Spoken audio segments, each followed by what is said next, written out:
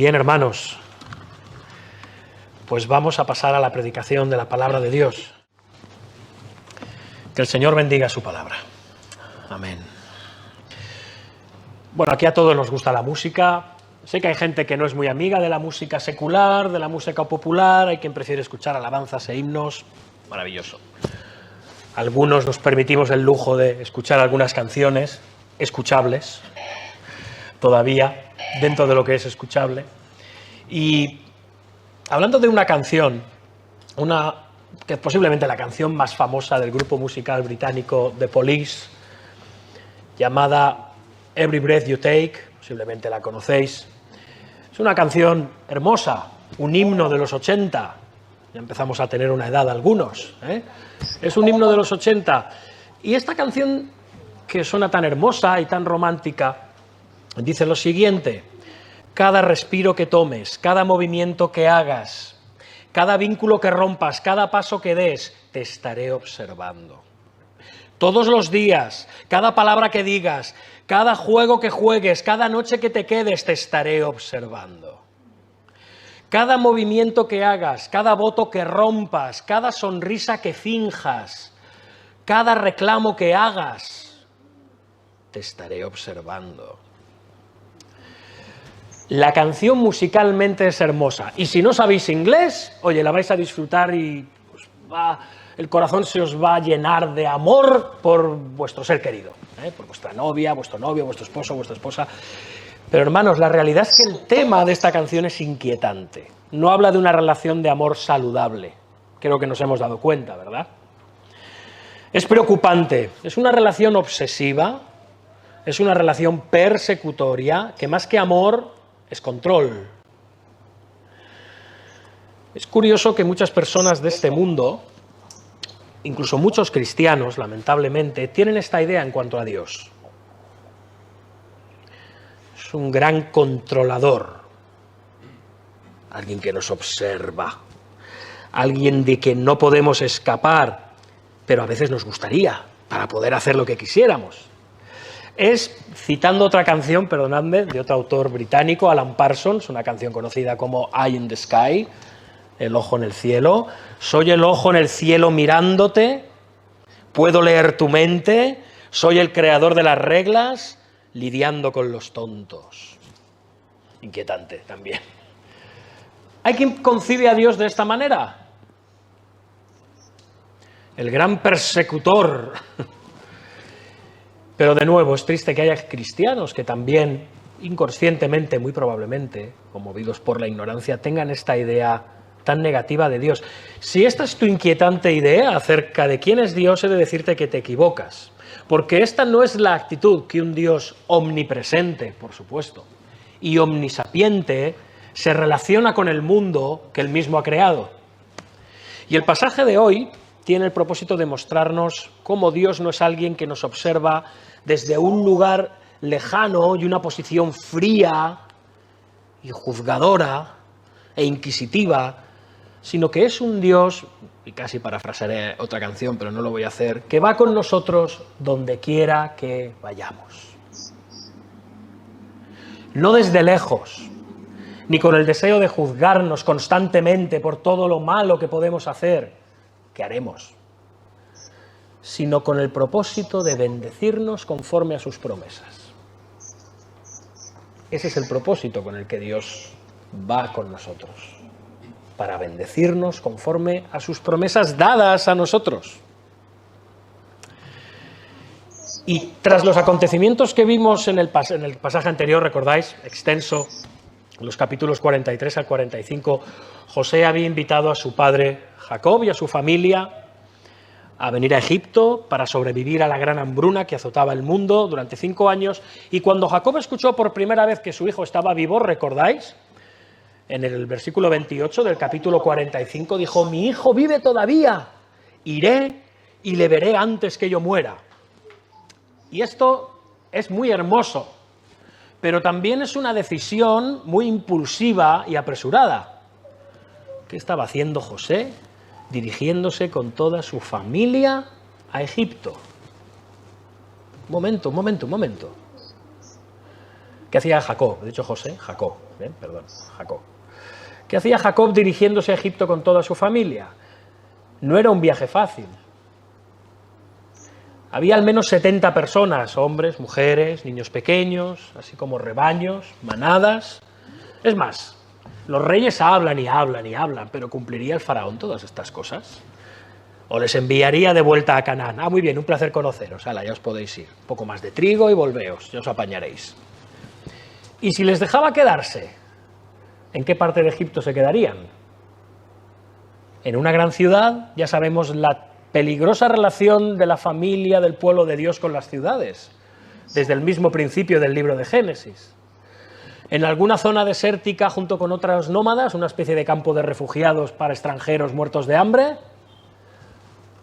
¿o sería un buen lugar con buenos pastos?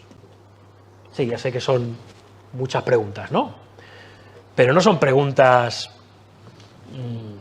sin significado, eran importantes preguntas. Además, Jacob estaba dejando la misma tierra que Dios había prometido a Abraham, su abuelo, a Isaac, su padre, y a él, a Jacob mismo. Cuando su padre Isaac quiso escapar años atrás de una hambruna que azotó Canaán, yéndose otra vez, como no, a Egipto, Dios le detuvo en el camino. Dios le había dicho: no desciendas a Egipto, habita en la tierra que yo te diré, habita como forastero en esta tierra y estaré contigo.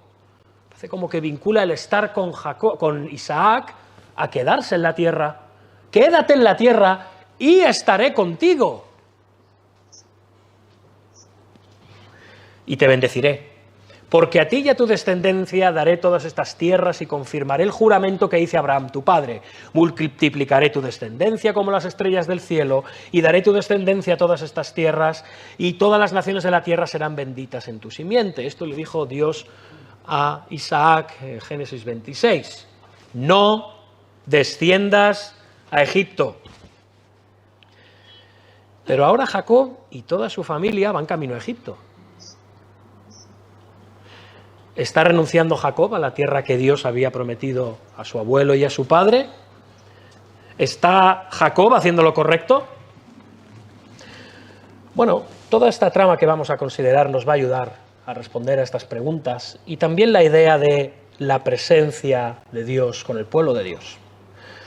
Tiene 7 secciones, todo este pasaje, iré enumerándolas a medida que avanzamos a través de él. Y vamos a los versículos del 1 al 4 del capítulo 46, donde vemos que Dios se le aparece a Jacob. Y la narración que consideramos hoy empieza así. Salió Israel con todo lo que tenía, 46:1, salió Israel con todo lo que tenía y vino a Beerseba y ofreció sacrificios al Dios de su padre Isaac. Años atrás, cuando Isaac estuvo en Beerseba, Dios le había aparecido por la noche y le había dicho: yo soy el Dios de Abraham, tu padre. No temas porque yo estoy contigo y te bendeciré y multiplicaré tu descendencia por amor de Abraham, mi siervo. Y en respuesta, Isaac había construido un altar y había hecho sacrificios a Dios. Ahora, preocupado por dejar la tierra prometida, bajando a Egipto, camino de Egipto, que estaba al sur, tenía que pasar Jacob inevitablemente por Beerseba. Y llegó a este mismo lugar y posiblemente al mismo altar que edificó su padre. ¿Por qué? Posiblemente este altar permanecía en pie porque esta era la tierra de los filisteos y los filisteos tenían un pacto, ¿recordáis? Por medio de Abimelech con Isaac y con sus descendientes, así que es probable que hubiesen respetado los pozos y los altares que Isaac hubiese construido en el pasado. Así que probablemente en el mismo altar ahora Jacob ofrece sacrificios a su Dios. Y esa noche se le aparece Dios. Y atención, hermanos, esto no es cualquier cosa. No sé si sois conscientes, pero en todo el pasaje de la historia de José, desde Génesis 37 hasta el final del libro de Génesis, Dios no aparece. Verbal, no se manifiesta, ni habla. Todos son alusiones a Dios, pero Él nunca habla directamente. Esta es la primera vez y única que esto ocurre en toda la historia de José. Así que haremos muy bien en escuchar, porque esto es un momento clave. No es algo aleatorio. Bien, se manifiesta en esta visión nocturna, así que escuchemos sus palabras. Versículos 2 y 4. Jacob, Jacob. Y Jacob le responde: heme aquí, y dijo, yo soy Dios, esto es Elohim, el Dios de tu padre, no temas de descender a Egipto, porque allí yo haré de ti una gran nación, yo descenderé contigo a Egipto, y yo también te haré volver, y la mano de José cerrará tus ojos. No temas de descender a Egipto. Dios conoce los miedos de Jacob, está claro, ¿no? Cuando abandone la tierra prometida, ¿qué pasará con las promesas de Dios a Abraham, Isaac y Jacob de hacer de su descendencia una gran nación? Dios dice, no temas de descender a Egipto porque allí, no en Canaán, allí en Egipto, haré de ti una gran nación. Aunque Dios había prometido a los patriarcas con anterioridad hacer de ellos una gran nación, es la primera vez que se anuncia que esta formación de la gran nación tendrá lugar fuera de las fronteras de la tierra prometida. En Egipto, Egipto sería el vientre en el que se engendraría esta gran nación, y no en Canaán, no en la tierra prometida. Por otro lado, Jacob está viendo el cumplimiento de las palabras de Dios a su abuelo Abraham, recordáis en Génesis 15, cuando Abraham hace aquel sacrificio tan extraño que separa a los animales en dos, ¿recordáis? Y allí le dice Dios a Abraham, ten por cierto que tu descendencia morará en tierra ajena y será esclava allí y será oprimida 400 años, mas también a la nación a la cual servirán juzgaré yo. Y después de esto saldrán con gran riqueza y tú vendrás a tus padres en paz y serás sepultado en buena vejez y a la cuarta generación volverán acá. Este es el principio, el inicio del cumplimiento de esta promesa a Abraham. Pero también la nación de Israel, cuando escuchó este relato por primera vez, al igual que nosotros, sabe que Israel en el futuro será esclavizado en Egipto. Ellos están escuchando este relato y son aquellos que han salido de Egipto, de la esclavitud, del yugo de hierro, de la opresión de faraones que no conocían a José. Así que este descender a Egipto en realidad es un descender a la esclavitud. Pero Dios está trabajando en su plan de redención, como hemos visto ya en otras ocasiones, aún en medio de esto. Aún en medio de algo que no parece nada recomendable. No, no vayas. No, no lo hagas. No, así no. ¿Cuántas veces pensamos que nosotros tenemos el control de las cosas, ¿no? Así como Dios envió a José a Egipto como esclavo para salvar a Israel y al mundo circundante de la hambruna, así Dios ahora lleva a Israel a Egipto, donde serán esclavizados, pero allí precisamente es donde se convertirán en una gran nación. Y entonces Dios los sacará de esa esclavitud y los llevará a la tierra prometida. Y allí, finalmente, darán a luz al verdadero libertador, al verdadero Salvador, al Mesías prometido. Dios también explica cómo cumplirá esta promesa de hacerles una gran nación tan lejos de la tierra prometida. Dios dice, yo descenderé contigo a Egipto. Ya está. Tenemos carreras hoy, han empezado los Juegos Olímpicos. Bien. Dios dice, yo descenderé contigo a Egipto. Y hermanos, esto es una idea revolucionaria para la cultura religiosa de aquel tiempo. No pensemos que los israelitas estaban ajenos a la cultura religiosa de aquel tiempo. No pensemos en los patriarcas con el mismo entendimiento espiritual y teológico que nosotros, ¿de acuerdo? No, no lo tenían. La revelación en cuanto a estas cosas es progresiva. Y la idea en aquel tiempo era una idea de que las deidades locales tenían poder solamente allí donde estaban, en el país del que eran, ¿sí? Pero más allá de las fronteras del país, estas deidades te dejaban y tú entrabas en el terreno de otros dioses. Anteriormente hemos visto destellos de esto en los pasajes de Génesis, pero el Dios de Israel, sin embargo, es diferente. Porque el Dios de Israel es el Dios soberano. Él controla a todo el mundo. Él es el dueño y hacedor del mundo, creador de los cielos y la tierra. Así que anteriormente fue con Abraham y Sara desde Harán en Mesopotamia hasta Canaán en la tierra prometida. Luego fue con Jacob desde Canaán, la tierra prometida, a su tío Labán en Harán, ¿recordáis? Otra vez en Mesopotamia, y luego regresó otra vez junto con Jacob a la tierra de Canaán. O sea, las fronteras, como nosotros ya sabemos muy bien, no son nada para el Dios de Israel. Pero esto no era algo que estaba tan claro para aquel tiempo. Dios descendería con Jacob a Egipto. Y Dios promete algo más. No dice que va a ir solamente con él, no, le dice algo más. Y yo también te haré volver. Efecto boomerang. No solo irás, sino que volverás. Y yo iré en tu ida y yo iré en tu venida. Y atención, porque la promesa no se está refiriendo al cadáver de Jacob. Sabemos que Jacob murió en Egipto y fue traído de vuelta a Canaán por sus hijos y enterrado allí. No. De esto se nos habla en el capítulo 50, lo veremos la semana que viene en el último sermón de esta serie. Sino que se refiere más bien al regreso por medio de sus descendientes. Cuando dice yo te haré volver, se está refiriendo a que le hará volver en la forma de sus descendientes, no su cadáver. El antiguo Israel, al escuchar esto, lo entendería perfectamente, porque ellos consideraban a los antepasados, a la nación, como estrechamente relacionados entre sí. De hecho, consideraban a las personas y a la nación como un gran organismo. Israel no era una multitud de personas anónimas e independientes, era un todo. Había una unidad, formaban parte de un todo. Cuando vemos que en el Antiguo Testamento alguien comete un pecado, toda la nación queda inculpada por ese pecado. Se ha cometido maldad en Israel. Bueno, pero lo ha hecho Acán. No, se ha cometido maldad en Israel. Ellos entendían que el destino de Jacob era el destino de Israel.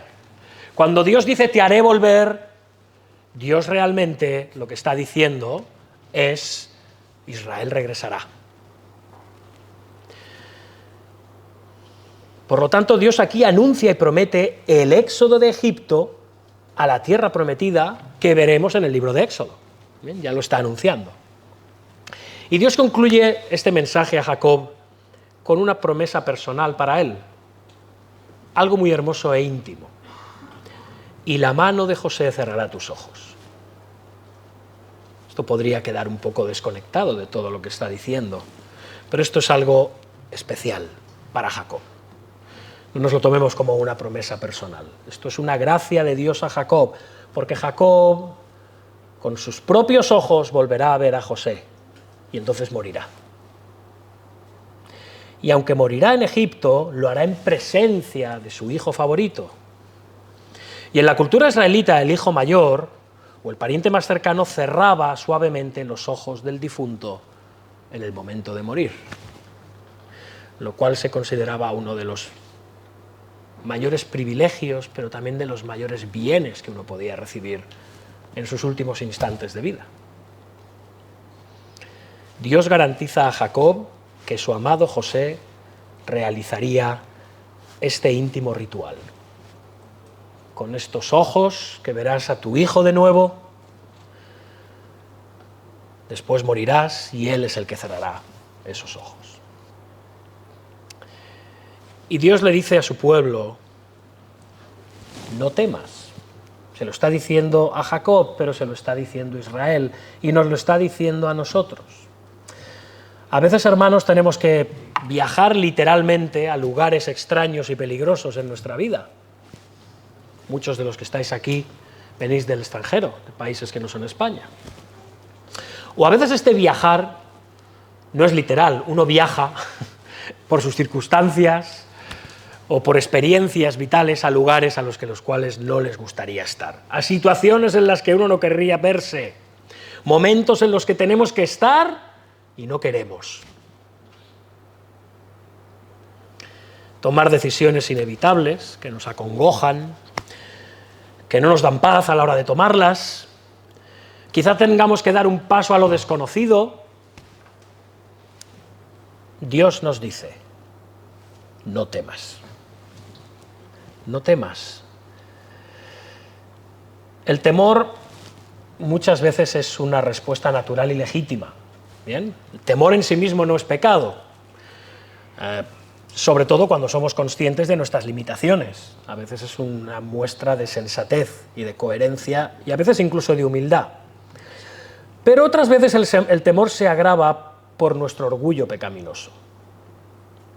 Queremos tener el control de todo, saberlo todo, decidirlo todo, entenderlo todo, estar presentes en todo, acertar en todo. No nos gustan los imprevistos, ¿verdad que no nos gustan? No nos gustan. ¿Por qué? ¿Sabéis por qué no nos gustan? Porque nos dejan ante la evidencia indiscutible de que tú y yo no tenemos control de nada. De nada. Cero. Y eso no nos gusta. Ni que nos lo digan, ni saberlo. Ni decírnoslo a nosotros mismos.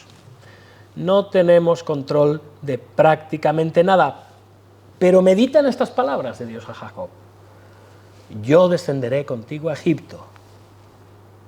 Dios promete que estará con nosotros donde quiera que vayamos.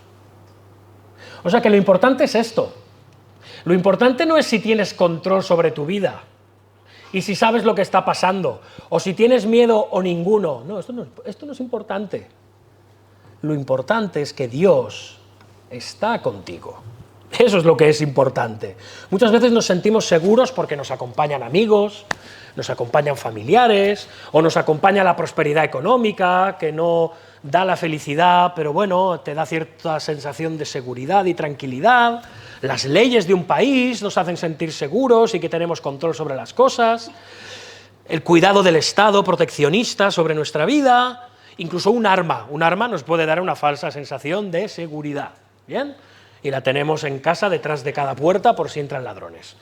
Y así estamos seguros, salvo cuando el ladrón coge el arma, entonces ya no sabes quién está seguro, pero bueno, eso es otra historia. Yo a veces pregunto, ¿cuánto valor le damos a la compañía de amigos, familiares, dinero, las leyes, los medicamentos, los médicos, las armas? ¿Cuánta importancia y valor le damos a estas cosas en lugar de a la compañía de Dios en medio de las circunstancias?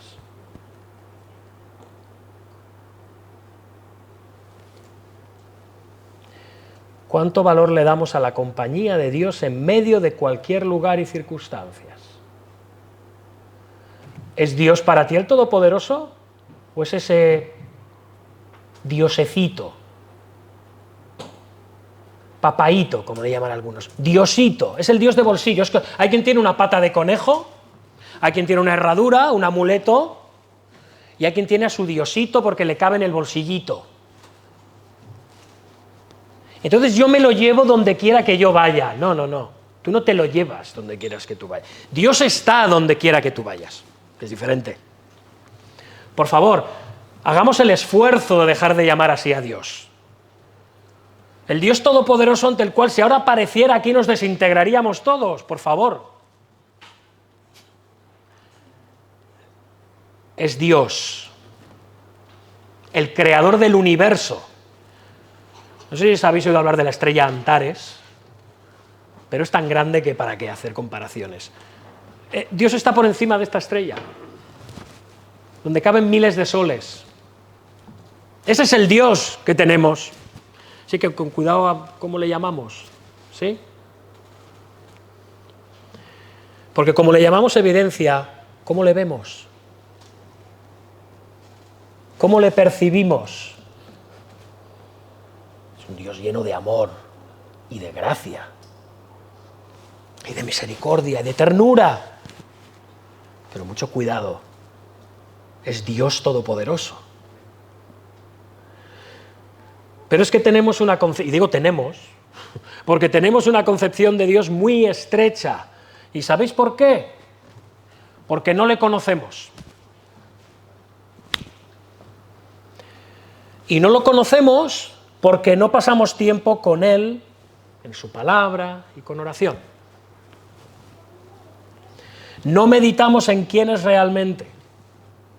Y de nuevo, no lo hacemos porque no le conocemos lo suficiente para meditar en Él. Y esto es como un círculo vicioso, una pescadilla que se muerde la cola.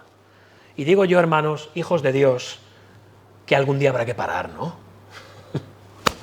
Y tendremos que empezar a ver a Dios en toda su magnificencia. Porque entonces nuestra concepción acerca de quién es Él y de cómo actúa y obra en nuestra vida y de la importancia de que simplemente Él esté con nosotros ya es suficiente. No importa lo que hagas, no importa dónde estés, lo importante es que Dios va contigo. No está en un solo lugar, no está en la iglesia, no está en el país que has dejado, no está en un país más cristiano que otro, no está en una casa más que en la otra. Sí, ya sé que podemos pensar que sí, pero no. Dios no cambia, Dios no varía, Dios es estable, es inmutable y omnipresente. No hay lugar en el que Él no esté. Hermanos, hermanas, Dios está en el infierno. Hasta allí está Dios. Porque es omnipresente. No hay lugar en el que Dios no esté. Lo terrible del infierno, hermanos, es que Dios está en el infierno. Con toda su ira, con toda su justicia, con todo su poder. No hay lugar en el que Dios no esté. Ese es nuestro Dios, Él nos acompaña allí donde estamos. En cualquier lugar. En cualquier circunstancia, personal, física, en cualquier ubicación. No lo olvidemos. Y esto nos lleva a la siguiente parte, los versículos del 5 al 27, del capítulo 46, y es que Jacob viaja a Egipto. Y ahora Jacob está animado, confiado por la promesa de Dios, de que irá con él a Egipto, y deja atrás la tierra prometida. En los versículos del 5 al 7, fijaos, resumen también el viaje muy rápidamente, ¿no? Y se levantó Jacob de Beerseba y tomaron a los hijos de Israel, a su padre Jacob y a sus niños y a sus mujeres, y en los carros que Faraón había enviado para llevarlo, tomaron sus ganados y sus bienes que habían adquirido en la tierra de Canaán, y vinieron a Egipto. Y Jacob y toda su descendencia consigo, sus hijos y los hijos de sus hijos consigo, sus hijas y las hijas de sus hijos, y toda su descendencia trajo consigo a Egipto. Y el énfasis aquí está en el hecho de que Jacob se llevó a toda su descendencia consigo, literalmente en hebreo a toda su simiente, toda su simiente. Ninguno quedó atrás en la tierra prometida. Él abandona la tierra prometida por completo. Nadie se queda allí para mantener los campos, dejar un campamento base, por si acaso, alguien que vigile la cueva de Macpela, o sea, aquella propiedad que tenía en Hebrón, ¿recordáis? Nada. Nos vamos todos. Allí no queda nadie. Van todos a Egipto. Descienden o bajan hacia el sur, todos a Egipto. Y para subrayar este punto, Moisés a continuación enumera todos los nombres de los emigrantes a Egipto, los versículos del 8 al 27, tranquilo, no vamos a leerlos, pero como en las genealogías de los primeros capítulos de Génesis, recordáis, aquí en esta lista destaca permanentemente el número 7 y sus múltiplos.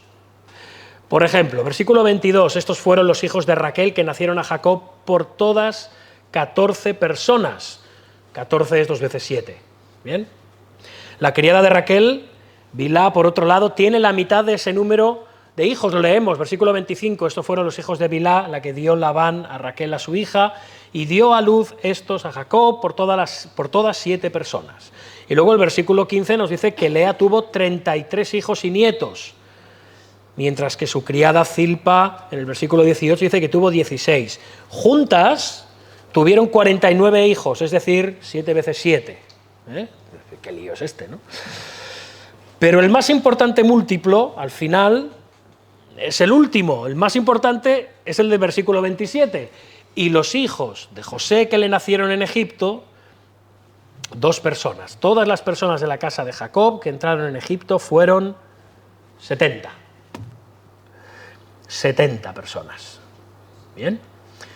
70, por supuesto, es 10 veces 7. No descubrimos nada, ¿verdad? 10 es el número de la plenitud en la Biblia y el 7 es el número de la perfección. Así que 70 es el número completo del pueblo de Dios. Así como en Génesis 10 vimos las 70 naciones que representan a todos los descendientes de Adán, ahora los 70 hijos representan a todos los descendientes de Abraham, Isaac y Jacob, los hijos de Israel. Este es un anticipo, un aviso de una nueva nación, de una nueva creación. Todo el pueblo de Dios se traslada a Egipto, como hemos dicho entonces, al completo, y ninguno se queda atrás en la tierra prometida, ninguno. Y ahora vamos a los versículos del 28 al 34, que José se encuentra con Jacob, vemos muchos encuentros. Y dicen los versículos 28 y 29, y envió Jacob a Judá delante de sí a José. ¿Veis? Volvemos a ver a Judá otra vez ocupando un poder como de liderazgo dentro de la jerarquía familiar, para que le viniese a ver en Gosén. Y llegaron a la tierra de Gosén, y José unció su carro, y vino a recibir a Israel su padre en Gosén, y se manifestó a él, y se echó sobre su cuello, y lloró sobre su cuello largamente. No podemos entretenernos aquí, porque acabaríamos todos llorando, pero hermanos, qué hermoso momento, ¿verdad? Después de una separación de 22 años, padre e hijo se reencuentran. ¿Os imagináis la emoción? Uno porque está en Egipto, sin poder salir de allí por las circunstancias. Otro porque cree que su hijo está muerto y lleva enlutado por él durante tantos años y ahora sabe que está vivo. Por eso ahora puede decir Jacob: muera yo ahora, ya que he visto tu rostro y sé que aún vives. Es la versión un poco poética del ya me puedo morir tranquilo. Ahora ya me puedo morir. Pero la pregunta ahora es, después de este momento tan emocionante, ¿seguirá el faraón acogiendo a una compañía tan grande de refugiados? Porque es lo que son. ¿Cumplirá el faraón su promesa de que estos nómadas se establezcan, como había dicho, recordáis, en el capítulo 45, que se establezcan en lo bueno de la tierra, que reciban las riquezas de Egipto? Es que se había venido arriba con José y ahora de repente puede decir, uy, ¿qué hago yo con todo esto, no? Dice los versículos 31 al 34, son palabras de José, porque José tiene un plan. Ya vamos conociendo a la familia, ¿no? Son así. José tiene un plan listo y se lo está enseñando a la familia. Él está obrando ahora de patriarca. Él está diciendo ahora a la familia cómo tiene que obrar para presentarse delante del rey de reyes de aquel tiempo, en el mundo, en la tierra, el faraón. Subiré y lo haré saber a Faraón y le diré, versículos 31 al 34, perdón, mis hermanos y la casa de mi padre que estaban en la tierra de Canaán han venido a mí, y los hombres son pastores de ovejas, porque son hombres ganaderos, y han traído sus ovejas y sus vacas y todo lo que tenían, y cuando Faraón os llamare y os dijere, ¿cuál es vuestro oficio? Entonces diréis, hombres de ganadería han sido tus siervos desde nuestra juventud hasta ahora, nosotros y nuestros padres, a fin de que moréis en la tierra de Gosén, porque para los egipcios es abominación todo pastor de ovejas. ¿Qué pretende José con esto? Bueno, José quiere que su familia se establezca en la tierra de Gosén, en la frontera noroeste de Egipto con Canaán. Como Gosén está en la frontera de Egipto con Canaán, la familia puede vivir en relativo aislamiento de los egipcios, no en medio del meollo de la cultura y la religión egipcia, así no se mezclarían con ellos, y además Gosén tiene una tierra de pastoreo ideal y no está muy lejos de la tierra prometida, está muy cerca. Por lo tanto, José enfatiza a propósito a Faraón que son pastores y que han traído sus rebaños con ellos. Así que, con suerte, Faraón se dará cuenta de que necesitan pastos. Claro, si son pastores, ganado, pastos, traerán sus ganados. Pero claro, como los egipcios desprecian a los pastores y a los ganaderos, probablemente les asignarán tierras en la periferia de Egipto. O sea que el plan podía salir bien, ¿no? Estaba bien pensado. Y los hermanos, a su vez, deben decirle al faraón que han sido pastores toda su vida, incluso hasta el presente. ¿Para qué? Para que el faraón caiga en cuenta. Así que ya están asignados los papeles, José lo ha explicado todo, selecciona 5 de sus hermanos para que vayan con él a faraón, y esto nos lleva al capítulo 47, cuando los hermanos de José se presentan con faraón. Versículos del 1 al 6. Vino José y lo hizo saber a Faraón y dijo: mi padre y mis hermanos y sus ovejas y sus vacas, con todo lo que tienen, han venido a la tierra de Canaán, y aquí están en la tierra de Gosén. Luego presenta a sus hermanos al Faraón, y el Faraón les pregunta en el versículo 3, ¿veis? ¿Cuál es vuestro oficio? Parece que José conocía a Faraón. Y ellos responden: pastores de ovejas son tus siervos, así nosotros como nuestros padres. Y dijeron además a Faraón: para morar en esta tierra hemos venido, porque no hay pasto para las ovejas de tus siervos, pues el hambre es grave en la tierra de Canaán. Pero cuidado, hasta aquí todo bien, ¿no? Todo es conforme al plan, pero no sé si os habéis dado cuenta de un detalle. Los que se vienen arriba ahora son los hermanos, porque esto no estaba en el plan. De nuevo, conocemos a la familia, ¿eh? Los hermanos van más allá de este discurso que tenían que dar, cuidadosamente ensayado antes. Me estoy imaginando la cara de José. Porque hacen una petición audaz, fuera de lugar y que no estaba planeada. Por lo tanto, te rogamos ahora que permitas que habiten tus siervos en la tierra de Gosén. ¡Hala! Todo el plan por los suelos. ¿Cómo va a responder el faraón? ¿Se enfadará? Porque claro, puede decir: oye, decidir el lugar donde os vais a establecer es cosa mía. ¿Qué me vas a decir tú a mí, en mi tierra, dónde te vas a establecer? ¿Tú qué te has pensado, hebreo? O quizá les diga: yo puedo enviaros a un campo de refugiados en el desierto, o ubicaros en una ciudad para que trabajéis en los graneros. ¿Me vais a decir a mí lo que tengo que hacer con vosotros? ¿Qué hará el faraón? Bueno, también sabemos la historia. Sorprendentemente, el faraón atiende a la petición. Incluso les da algo mejor, algo inesperado. Versículos 5 y 6. Tu padre y tus hermanos han venido a ti, le dice Faraón a José.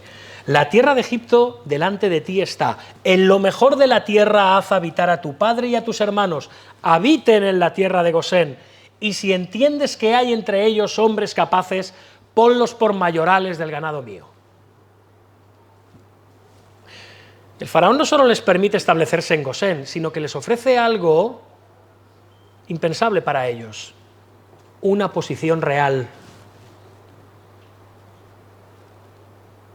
José puede poner a hombres cualificados a cargo de los rebaños reales. De hecho, este encargo y este cargo se menciona frecuentemente en inscripciones egipcias, porque el rey poseía grandes rebaños. Ramsés III empleó a más de 3.000 capataces sobre su ganado, en su mayoría extranjeros, o sea que no era algo extraño. Así que el nombramiento de algunos de los hermanos de José para supervisar el ganado del rey significa que serán oficiales de la corona y, por lo tanto, van a disfrutar de una protección legal que no se solía conceder a los extranjeros.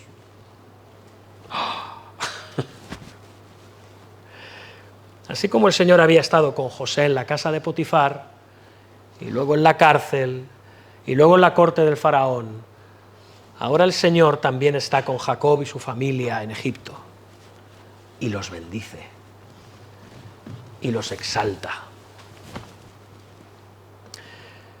Y esto nos lleva a los versículos del 7 al 10, aquí en el capítulo 47, que Jacob se encuentra con el faraón. A continuación, José presenta a su padre, ¿no? Pero en lugar de inclinarse ante el gran faraón, para sorpresa de todos, lo que hace Jacob es levantar sus manos y bendecir al faraón. Jacob lo bendice, obviamente, por su amabilidad a su familia. Y Jacob, que había engañado a su propio padre y que había mentido a su propio padre para obtener la bendición de parte de su padre, ahora generosamente da su bendición sobre el faraón, sobre este pagano. Y la importancia de este hecho, de bendecir al faraón, nos la recalca Moisés al escribir, porque 2 veces ocurre esto. Versículos 7 y 10, 2 veces Jacob bendice a Faraón. Y detrás de este énfasis, Moisés estaba diciéndonos que la promesa de Dios dada a Abraham, de bendecir a aquellos que bendijeran a la descendencia de Abraham, estaba empezando a cumplirse. El pasaje nos muestra que en José y en Jacob la promesa de Abraham se estaba cumpliendo en Egipto y en todas las naciones de alrededor. Y ahora el faraón le pregunta a Jacob en el versículo 8, ¿cuántos son los días de los años de tu vida? Y Jacob le responde, fijaos qué interesante, porque tú podrías decir, pues son tantos, ¿no? Y ya está, eso es lo que diría yo. ¿Cuántos años tienes? Pues yo en mi caso diría 25, ¿no? Pero los días de los años de mi peregrinación son 130 años, casi. 130 años, pero fijaos a continuación, dice, pocos y malos han sido los días de los años de mi vida y no han llegado a los días de los años de la vida de mis padres en los días de su peregrinación. Jacob no se enfoca tanto en el número de años, aunque él considera que son pocos comparados con su padre y su abuelo, sino en su peregrinación. ¿Veis? Está mencionando su peregrinación, lo hace varias veces. La peregrinación, en efecto, era la característica de todo el camino de la vida que Dios había enseñado a los patriarcas. Eso definía su vida. No tanto su edad, sino lo que había pasado durante sus años de vida. Y la peregrinación significaba la renuncia a asentarse en un lugar. Y este renunciar a asentarse en un lugar, a tener propiedad en la tierra, significaba una vida plenamente orientada al cumplimiento futuro de las promesas. Vamos, que no eran peregrinos por gusto, sino porque su mente no estaba puesta en la tierra, ni en asentarse propiamente en esa tierra en un momento específico, sino que su mente estaba puesta en las promesas venideras. Promesas que Dios había hecho a los patriarcas y a sus descendientes. Y Jacob caracteriza estos años de peregrinación, fijaos, como malos. ¿Creéis que los años de Jacob fueron malos? Os voy a decir una cosa. Tan absorto como estaba en la preparación del sermón que no había caído a cuenta. De los sermones, quiero decir. De la vida de Jacob en general, ¿no? Pero cuando recapitulas la vida de este hombre, vamos a ver. Engañó a su hermano Esaú, engañó a su padre Isaac, como resultado tuvo que huir por su vida a Mesopotamia con su tío Labán, un tío que le engañó, le tomó el pelo constantemente, le explotó, le hizo aquel engaño con sus esposas, le dio a Lea en lugar de la encantadora Raquel, y además le timó constantemente con los rebaños. Después, volviendo a Canaán, tuvo que luchar con Dios, quien lo dejó cojo de por vida. Luego su hija Dina fue violada, tuvo que soportar el error de que sus hijos arrasaran con Siquem. Después Raquel murió prematuramente. Luego sus hijos le engañan y le dicen que su hijo favorito ha muerto. Después viene la hambruna. Después el encarcelamiento de Simeón. Después su temor por la vida de Benjamín. Malos habían sido los días de los años de la vida de Jacob, ¿no? Es que no tuvo respiro este hombre. Pero tenía la promesa de Dios. Dios estaría con él incluso en Egipto, y a su tiempo le llevaría de vuelta a él y a su familia a la tierra prometida. Y esto nos lleva, ya casi concluyendo, a los versículos del 11 al 26 del capítulo 47, porque José cuida de su familia en Egipto. Versículo 11, así José hizo habitar a su padre y a sus hermanos y les dio posesión en la tierra de Egipto, en lo mejor de la tierra de Ramesés, no confundir con Ramsés, ese era un faraón, esto es la tierra de Ramesés, como mandó Faraón, y esa tierra de Ramesés estaba en la región llamada Gosén, en el delta del Nilo, que era muy fértil. José excede la petición original de los hermanos. Ellos se contentaban con residir en Gosén. Sin embargo, José les da posesión en la tierra. ¿Os dais cuenta? Estos extranjeros y peregrinos ahora tienen posesiones, donde pueden establecerse, pueden multiplicarse y convertirse en una gran nación. Además de proveer a su familia con propiedades, se nos dice que alimentaba José a su padre y a sus hermanos y a toda la casa de su padre con pan, según el número de sus hijos. Todos tienen suficiente pan para comer, ninguno del pueblo de Dios morirá de hambre, aunque la hambruna cada vez se está volviendo más severa. Hermanos, hay algo que podemos meditar aquí. Bueno, en todo. Vemos a José instruyendo a la familia acerca de cómo deben presentarse delante de Faraón, ¿habéis visto? Les está dando instrucciones. Y vemos también la actitud obediente de ellos, porque podrían haber dicho, oye, a ver, José, un momento, o el padre podría haber dicho, Jacob, a ver, que yo soy el padre, y hablo yo con el Faraón, que tú eres el pequeño. No, fijaos, ellos se sujetan. Y la prosperidad de la familia de Israel en Egipto dependía por completo de esto. Dependía por completo de José. Su posición e intercesión delante del Faraón era clave para tener esta bendición. Así también tenemos que darnos cuenta, hermanos, nosotros, de que tenemos un lugar en el reino de los cielos por causa de lo que Cristo hizo.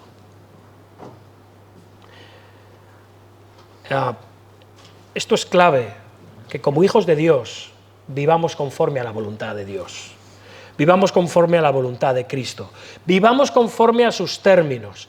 ¿Cuántas veces queremos conducirnos en la vida según nuestros términos?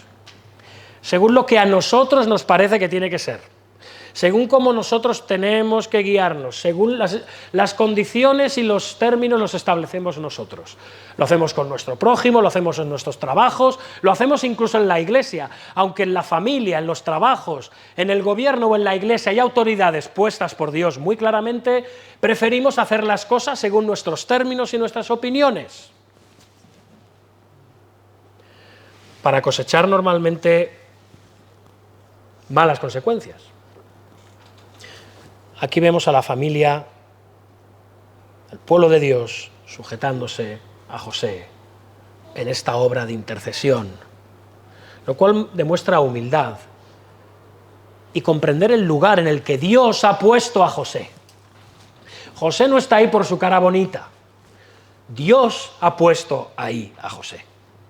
¿Sí? Ahora, llevándolo al terreno del Evangelio de Jesucristo, de la misma manera, todo lo que tenemos en el reino de los cielos es por la obra de Cristo. Estamos llamados a vivir conforme a la ley de Cristo, según su Evangelio y según sus mandamientos. Y podemos vivir en la presencia de Dios, y Dios va donde quiera que vayamos, precisamente a la obra completa de Cristo. Así que debemos depender de Cristo, acercarnos al Padre solo a través de Él, conforme a su palabra. Hermanos, amigos, si deseamos acercarnos a Dios, recordemos que somos bendecidos y bienaventurados en Cristo el mediador. Aparte de Cristo, somos enemigos del Rey. Sin Cristo somos enemigos del Rey. Y dice el versículo 13, no había pan en toda la tierra, y el hambre era muy grave, por lo que desfalleció el hambre en la tierra de Egipto y la tierra de Canaán. Vemos a Israel que si hubiesen permanecido en Canaán habrían muerto seguramente. Incluso en Egipto las cosas se están volviendo desesperadas, y José tiene que tomar medidas más desesperadas todavía. Si vamos a los versículos del 14 al 21, si habéis leído el pasaje en vuestra casa, por mor del tiempo no lo haremos, vemos cómo los egipcios acaban vendiéndose como siervos al faraón para poder sobrevivir. ¿Sí? Quien no lo haya leído, le animo a que lo haga. Y tras leer esto podemos quedar un poco aturdidos ante nuestro entendimiento moderno de las cosas, porque esto parece explotación, ¿no? Si leemos el pasaje detenidamente, visto con nuestra perspectiva humana del siglo XXI, ¿no? Sí. Tenemos la idea de que se está aprovechando de ellos. Los está extorsionando para acabar quedándose con sus vidas y que sean siervos de ellos toda la vida. Bueno, pero es que no podemos acercarnos a leer textos antiguos, y la Biblia ciertamente lo es, con las gafas del día de hoy. Era algo asumido en el mundo antiguo que uno pagaba su camino siempre que tuviera algo con lo que pudiera comprarlo. Si tenías algo de lo que te podías desprender para mantenerte con vida, lo hacías, y en última instancia, si tenía que ser tu libertad, lo hacías.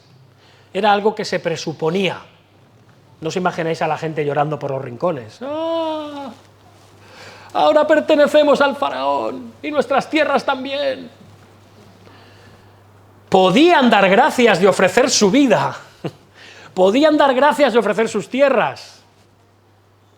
Podían dar gracias de tenerlas para poder sobrevivir. Así es como se veía. Todos los avances sociales, el derecho a la propiedad, los derechos humanos, todas estas cosas son más recientes, ¿eh? Estamos hablando de un texto de posiblemente 4000 años. El mundo era un poco diferente. ¿Bien?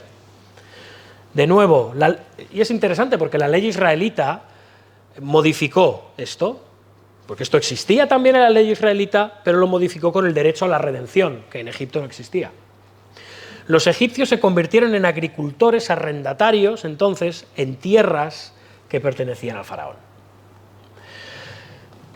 Dice el versículo 23, aquí os he comprado hoy a vosotros y a vuestra tierra para faraón, ved aquí semilla y sembraréis la tierra, de los frutos daréis el quinto a faraón y las 4 partes serán vuestras para sembrar las tierras y para vuestro mantenimiento, y de los que están en vuestras casas para que coman vuestros niños. Como el pueblo era ahora arrendatario de las tierras, José les asignó semillas para plantar los campos. Esto significaba que la hambruna estaba a punto de terminar también. Pero bajo este acuerdo ellos pagaron el 20% de su cosecha a faraón, cuando hay textos del Antiguo y Medio Oriente que establecían esta tasa mucho más alta, a veces al 40 o al 60%. O sea, que de acuerdo con las normas antiguas, José estaba siendo misericordioso y mostrando gracia, cobrándole solo o demandándole solo un 20%. Máxime cuando la hambruna estaba pronta a terminar. Así que, hermanos, los egipcios responden con gratitud. Versículo 25, la vida nos has dado. Antes José había explicado a sus hermanos la guía providencial de Dios, para preservación de vida me envió Dios delante de vosotros, ¿recordáis? Pero ahora con sus medidas extremas, José también ha salvado la vida de los egipcios. Y en los capítulos anteriores oímos mucho acerca de José salvando vidas. Por ejemplo, Jacob les dice a sus hijos que vayan a Egipto, ¿no? Comprad grano para nosotros para que podamos vivir y no muramos. Luego Judá discute con su padre para volver con Benjamín y le dice a fin de que vivamos y no muramos. Luego José le dice a sus hermanos, para preservación de vida me envió Dios delante de vosotros. Y aquí en el capítulo 47 vemos el énfasis de José salvando vidas con el pueblo, los egipcios acudiendo a él en busca de semilla para que vivamos y no muramos. José, por lo tanto, salva no solo a su familia, sino también a los egipcios. Y esto claramente es el cumplimiento de la promesa de bendeciré a los que te bendijeren y serán benditas en ti todas las familias de la tierra. Pero esta salvación no solamente es para ese momento en Egipto, también se extiende al futuro, porque al mantener viva la familia de Jacob en Israel, Dios usa a José para mantener viva la nación que un día dará a luz al Mesías, el Salvador del mundo, el verdadero Salvador del mundo. Y de hecho la obra salvadora de José prefigura a Jesucristo. Así como José proporcionó comida a los hambrientos para salvar sus vidas, Jesús proporciona comida a aquellos que son moribundos espiritualmente. Dice Juan 6, yo soy el pan de vida, el que a mí viene nunca tendrá hambre y el que en mí cree no tendrá sed jamás. Y esta es la voluntad del Padre que me envió, que todo lo que me diere no pierda yo nada, sino que lo resucite en el día postrero. Y esta es la voluntad del que me ha enviado, que todo el que vea al Hijo y cree en él tenga vida eterna, y yo le resucitaré en el día postrero. Y José también prefigura a Jesús al conceder una posesión, es decir, una propiedad en Egipto. José concedió posesiones y propiedades en el reino de Egipto al pueblo de Dios. Jesús concede una posesión en el reino de Dios al pueblo de Dios. Hablando del juicio final, Jesús dice, venid benditos de mi Padre, heredad el reino preparado para vosotros desde la fundación del mundo. Y el apóstol Pedro difícilmente se puede contener en su entusiasmo por esta buena noticia. Escribe en su primera carta, recordáis, a los expatriados de la dispersión, y les dice, bendito el Dios y Padre de nuestro Señor Jesucristo, que según su grande misericordia nos hizo renacer para una esperanza viva por la resurrección de Jesucristo de los muertos, ¿para qué? Para una herencia incorruptible, incontaminada e inmarcesible. Y ya te llegamos al último punto de este pasaje. Jacob se prepara para morir. Y el narrador, que es Moisés, resume para concluir la fructífera estancia de los hijos de Israel en Egipto. Así habitó Israel en la tierra de Egipto, en la tierra de Gosén, y tomaron posesión de ella, y se aumentaron y se multiplicaron en gran manera. Dios está cumpliendo sus promesas a Abraham, Isaac y Jacob de llegar a ser una gran multitud de descendientes. En Jacob, cuando Dios cambió el nombre de Jacob a Israel, le dijo: yo soy Dios omnipotente, crece y multiplícate, una nación y conjunto de naciones procederán de ti y reyes saldrán de tus lomos. Y aquí en Egipto Israel se está convirtiendo en esta gran nación. Y la narración concluye 17 años después con la petición de Jacob de ser enterrado no en Egipto, sino en la tierra prometida. Versículos 29 y 30.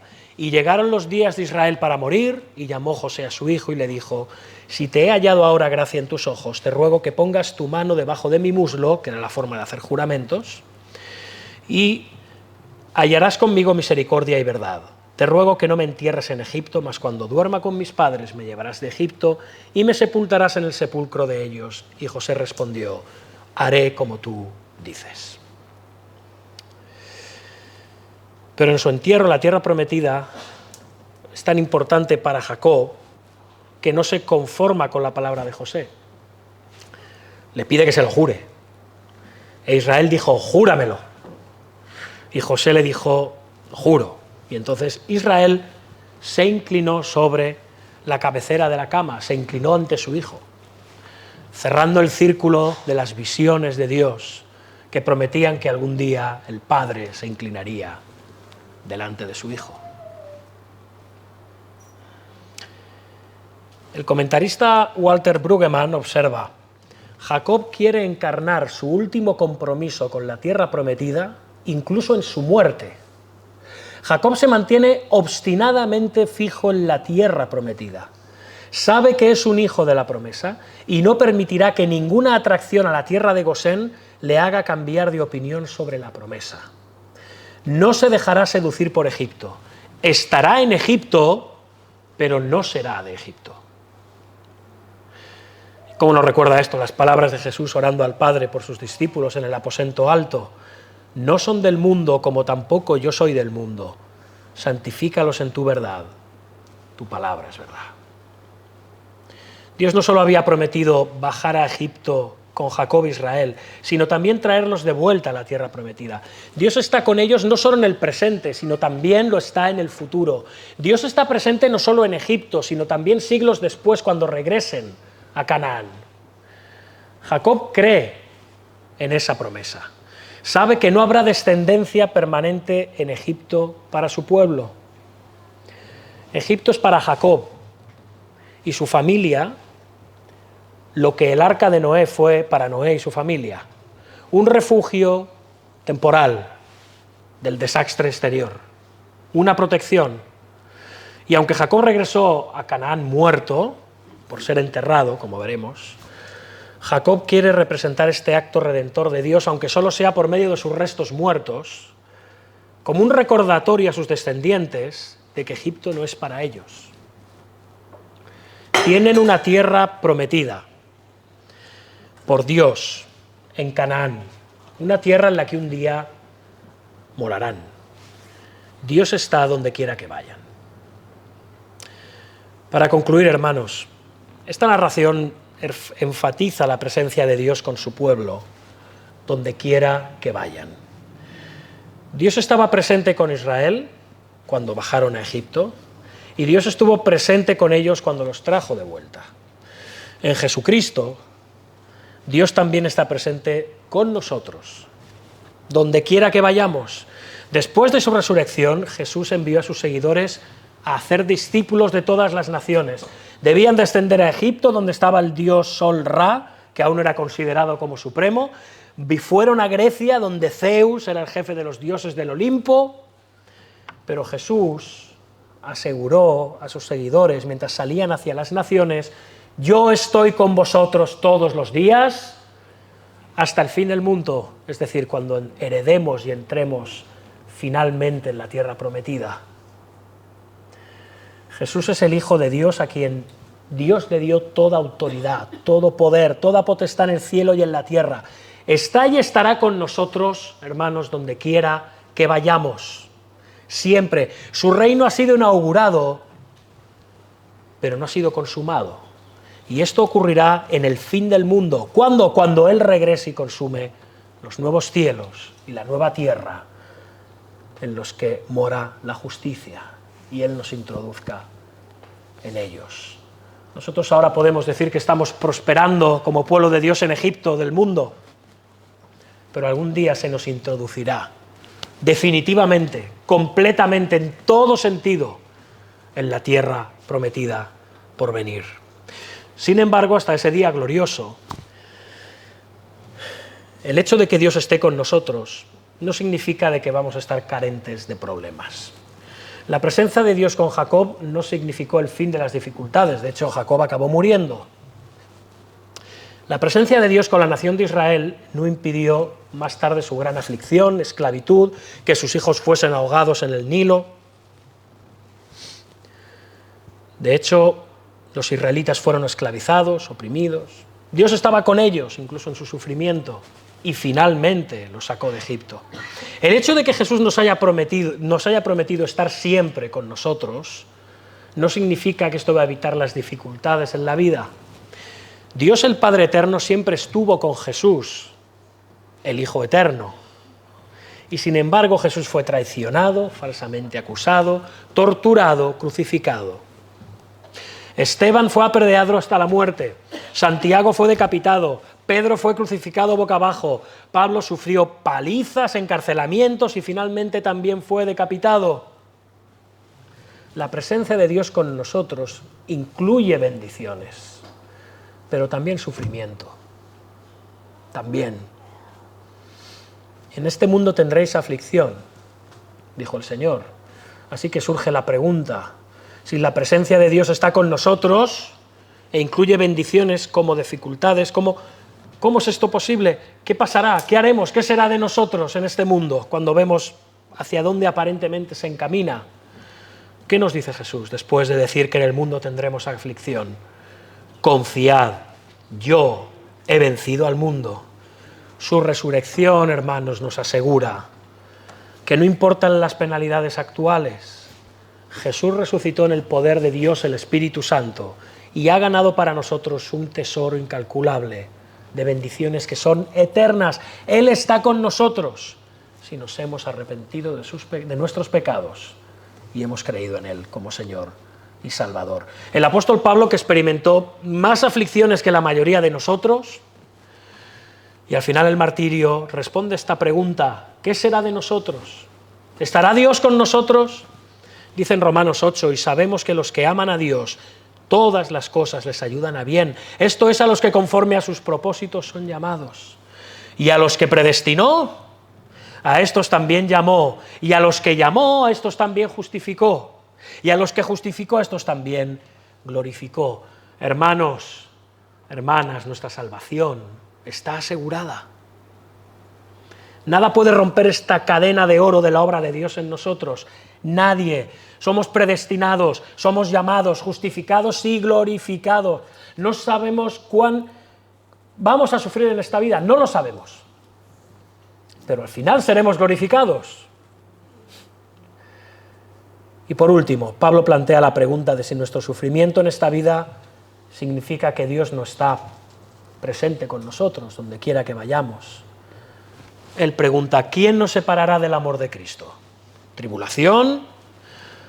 ¿O angustia? ¿O persecución? ¿O hambre? ¿O desnudez? ¿O peligro? ¿O espada? Y él responde con confianza, antes, en todas estas cosas, a pesar de nuestro sufrimiento, en todas estas cosas, somos más que vencedores por medio de aquel que nos amó. por lo cual estoy seguro de que ni muerte, ni vida, ni ángeles, ni principados, ni potestades, ni lo presente, ni lo porvenir, ni lo alto, ni lo profundo, ni ninguna otra cosa creada nos podrá separar del amor de Dios, que es en Jesús, en Cristo Jesús, Señor nuestro. De acuerdo con sus promesas, hermanos, Dios va con nosotros donde quiera que vayamos y para siempre. Amén. Amén, hermanos. Vamos a orar. Señor, te damos gracias por tu palabra, Señor. Te damos gracias por tu evangelio. Te damos gracias por tu espíritu, por tu verdad, por tu misericordia. Gracias por tu salvación. Gracias porque por medio de Jesucristo tenemos preciosas promesas. En un mundo en el que a veces olvidamos que tú estás con nosotros en todo momento. En un mundo en el que a veces tenemos una idea equivocada de lo que implica que tú estés con nosotros. Damos gracias, Señor. Te damos gracias porque tú estás con nosotros. Incluso el Hijo se encarnó para ser ese Dios con nosotros, Emmanuel. Estar con nosotros, identificarse con nosotros, sufrir con nosotros, gozarse con nosotros, experimentar el aparente fracaso de la cruz por nosotros y la victoria al mismo tiempo de la cruz por nosotros. Gracias, Señor, porque sabemos que tú estarás con tus hijos donde quiera que vayan. Y te rogamos por aquellos que vagan en este mundo sin Dios y sin dirección, que tú les des arrepentimiento y fe, para que ellos algún día puedan decirnos, iremos con vosotros porque hemos visto que Dios está con vosotros. Que esto sea una realidad en nuestra vida, Señor, y en la vida de aquellos que amamos y que todavía no forman parte de tu pueblo. Te rogamos que tú nos acompañes allí donde vayamos. Te rogamos que acompañes a Loli donde quiera que ella vaya en el futuro, Señor. Sabemos que así será. Y te rogamos por todos y cada uno de nosotros, aun cuando a veces nos sentimos perdidos, desorientados, solos o abandonados. Tú estarás con todos nosotros donde quiera que vayamos, Señor. En ello confiamos. Te damos gracias en el nombre de nuestro bendito Emmanuel, tú con nosotros. Amén.